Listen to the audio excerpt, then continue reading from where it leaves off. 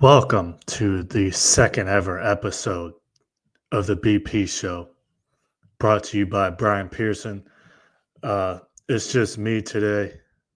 I'm going to have a bunch of guests on this show, a bunch of great guests. You know, I've already shown on Instagram and other social media the kind of guests I'm going to have on this show, and I'm really excited. But I just wanted to start this actual show with um, just a basic intro and just to get things started.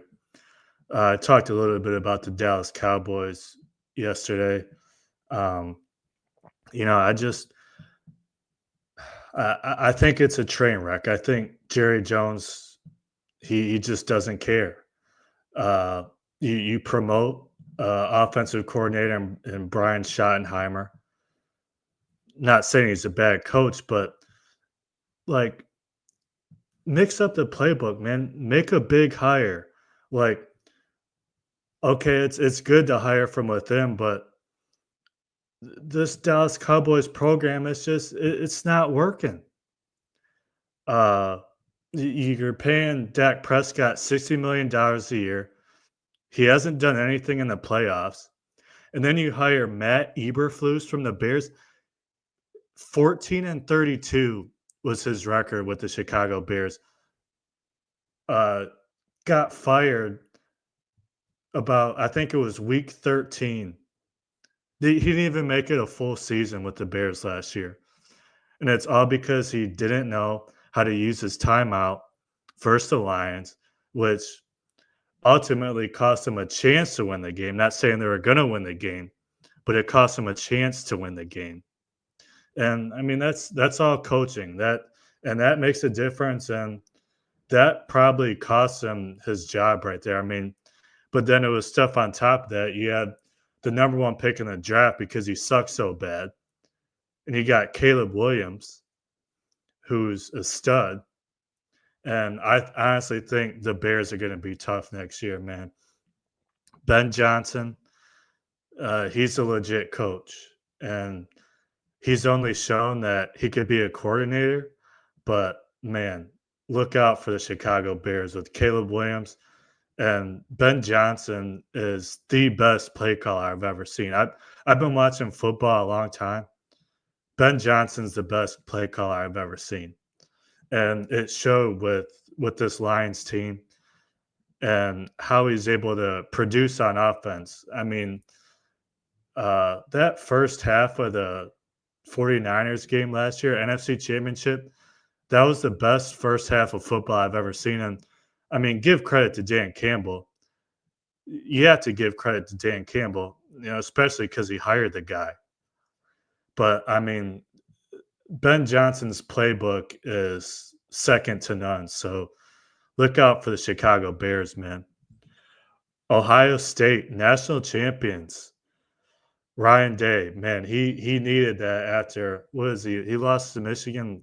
It's been four times now, four times in a row. And you know, granted, Harbaugh was there for the majority of it, and Harbaugh is one of the best coaches in all of football, college and pro. So it's going to be hard to beat a guy like that, especially with the success he's had at all levels and his ability to turn around programs. You could talk about the sign stealing. I think it's bogus. I think it's bogus. You're talking about a guy who has turned around literally every program he's been with, whether it's San Diego, whether it's Stanford, the San Francisco 49ers, Michigan, and now the Los Angeles Chargers. That's just good coaching. And Michigan football was successful because they had good athletes and they had good coaching. And you're seeing that now with the Chargers and Jim Harbaugh in the NFL. Yeah, he's got good athletes. He's got a good quarterback, good running back, but it's all coaching. So Michigan football really impressed with that Ohio State one. Sherrone Moore, I was a little skeptical at first, but it's year one. It's only year one in his tenure. So you got to give him a little time, but he's a Harbaugh guy, so I have faith in him, and um, he showed me a lot in that Ohio State win, and he's got some good wins in there too in year one. USC's a good win, and then a few Big Ten wins in there. But man, beating Ohio State on the road in that circumstance, Michigan, Ohio State, the game at the Horseshoe, number two in the nation, Ohio State. Uh, I was saying earlier this year, Ohio State is nearly impossible to beat at home. And the only teams that could really do it was the Jim Harbaugh Michigan teams. But Sherrone Moore, he proved us wrong this year with the Ohio State win, and um, he's showing up to be a true Harbaugh guy. Michigan basketball on a great upswing. Dusty May, year one, already has a program solid. We're going to have Chris Hunter on the show. We're going to have Sam Webb, uh, Chris Hunter, former player and coach at Michigan under John Beilein and Juwan Howard. Jarrett Smith, former point guard for University of Michigan. Eso Akune was on the 2013 national championship team with Trey Burke, Tim Hardaway, etc. So we're going to have some Michigan guys on here. And also Bryce Merritt, One Love, my guy, Ipsy guy. Grew up with the guy, one of my best friends. He's working with the Michigan Insider now. And man, it's been awesome to see his blooming in this industry. So we're gonna have him on here, and man, I'm really excited about the Michigan guests we're gonna have on here. But man, Dusty May, what a coach, man! I remember he was my camp counselor at Eastern Michigan. Interesting fact, just a great guy and a great coach, and he knows how to hold his players accountable. And that's the one thing. It doesn't matter if it's high school or college or pro, and it really doesn't matter the sport either. You got to have control of the locker room. Dusty May has solidified control of the locker room since day one. I mean, it's apparent at this point.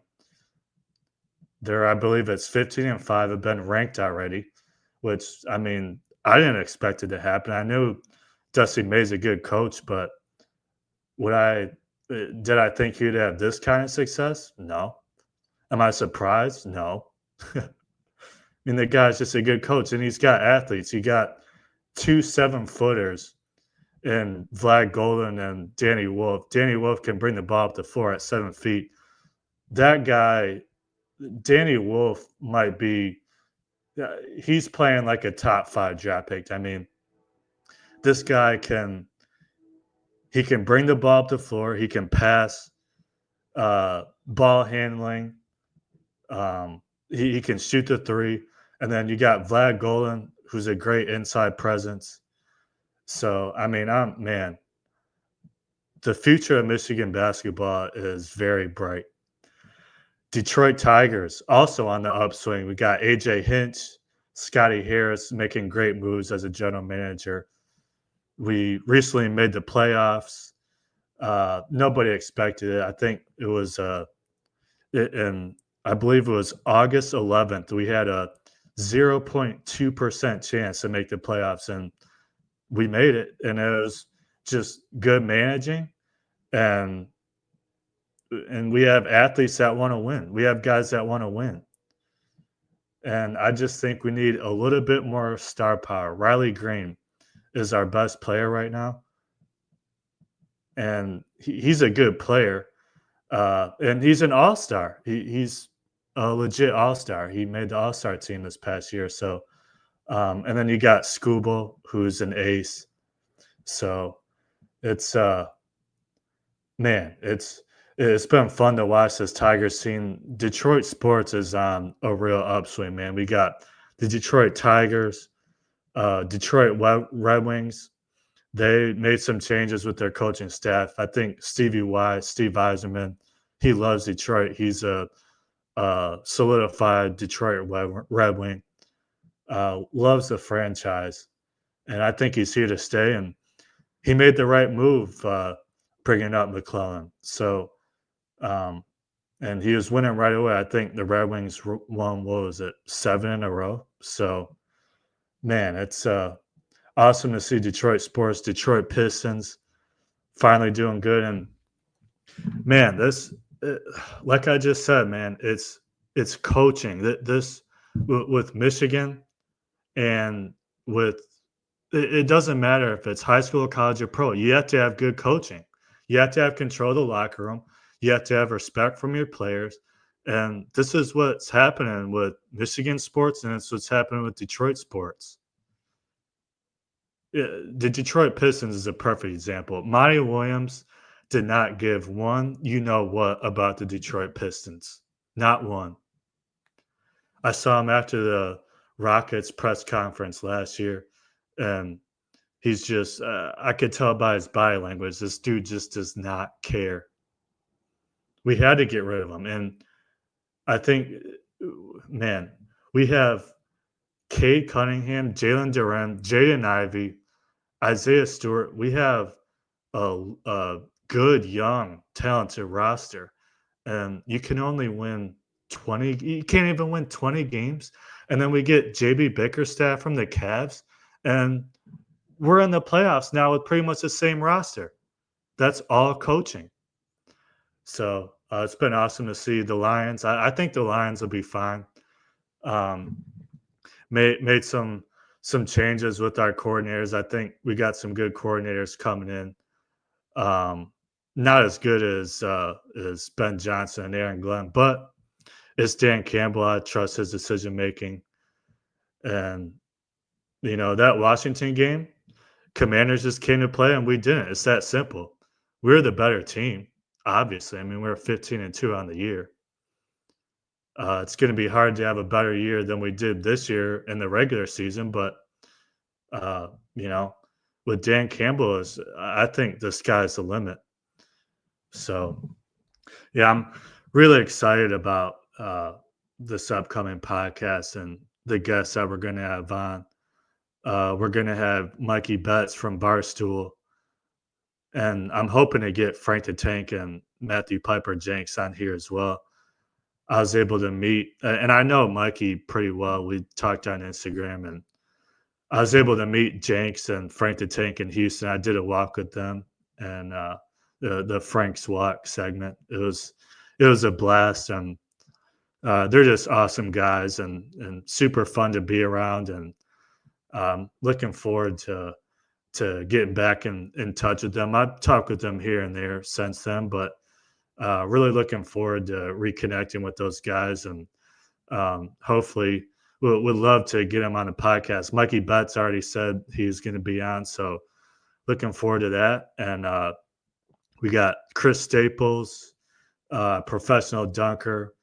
I know him from Eastern Michigan. I mean, you talk about a guy who just, I mean, the ultimate, like, came from the bottom. Like, this guy, Chris Staples, was jumping out of the gym, dunking on people at the rec. And he could shoot the three also. I mean, the guy's automatic from 3-point as well. And then he just, the story he told me was he just started on YouTube and um, just blossomed into a professional dunker. He's with the Harlem Globetrotters. Now he's doing stuff all across the world. You're talking Los Angeles, out of the country. You're talking China, France, Italy. I mean, this guy's been all over the planet. So I'm really looking forward to having him on. He's a great friend. Let's see, you got Chris, Mikey Betts, Roger Castillo. I worked with him at Sports Radio Detroit. He recently did a segment with Scotty Harris, the general manager of the Detroit Tigers. Really looking forward to having him on. He's a great friend as well, and he's helped me tons in this industry, at the podcast industry, and in the sports media industry. So I'm really looking forward to that as well. And just really a bunch of Michigan guests. We have some pro basketball guests. Chris Staples, Sam Webb's going to be on, WTK radio guy for Michigan. So really looking forward to that.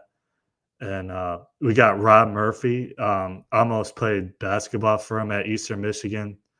He was recently just on Woodward Sports. Uh,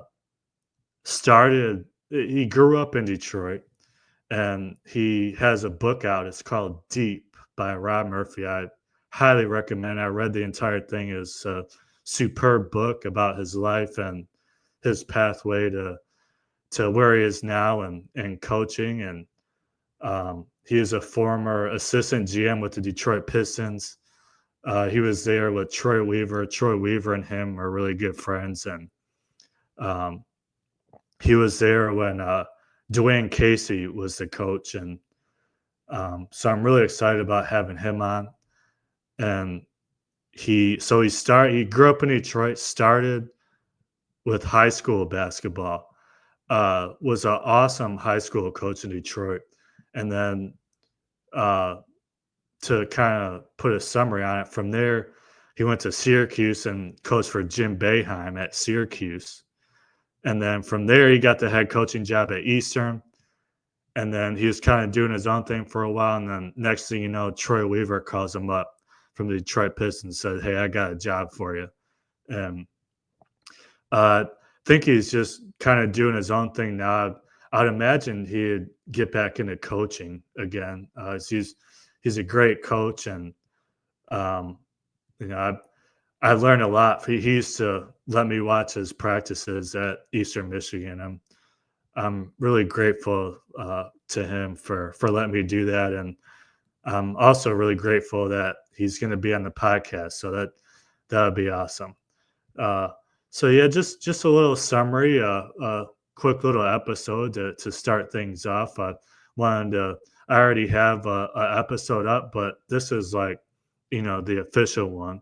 But I want to call it episode 2 because technically it's my second episode. So yeah, just a quick little episode. And um, next I'm looking to get some guests on here.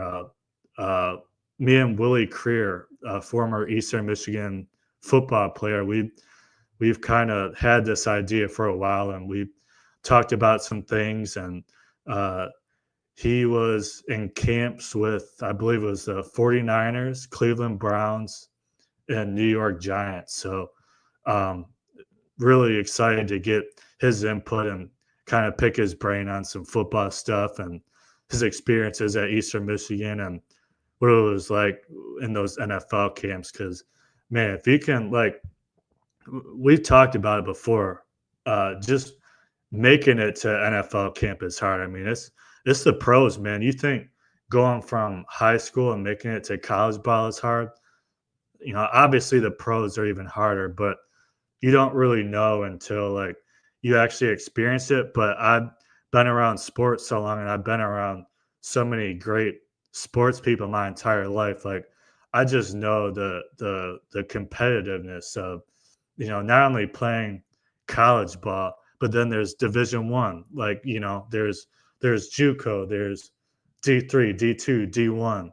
And then the great thing is if you're good enough, you can transfer from a JUCO to either a D3, D2, T1. And if you're good enough, you can make it to the pros. It just, you got to get your name out there, and you got to get recognized, and you got to be built for it. You got to have the game. So we're going to get Willie on here, and some Eastern Michigan people as well. I want to get my Eastern people on here. But yeah, Eastern, U of M, Detroit Pistons, pro basketball, Barstool Sports. It's going to be awesome. So that concludes the second episode of the BP Show. Thanks for listening.